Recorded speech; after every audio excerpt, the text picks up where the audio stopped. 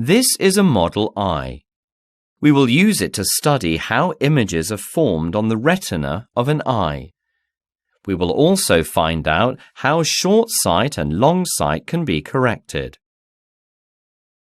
Turn the flask so that the normal eye lens faces the compact light source. Turn on the light source. Adjust the position of the light source so that a sharp image of it is formed on the back of the flask. This is how images are formed in a normal eye. Turn the flask so that the short-sighted eye lens is in use.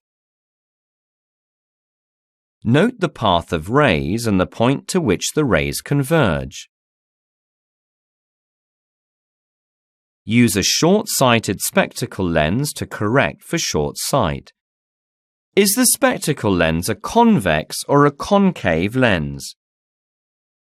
Turn the flask so that the long-sighted eye lens is in use. Note the path of rays and the point to which the rays converge. Use a long-sighted spectacle lens to correct long sight. Is the spectacle lens a convex or a concave lens?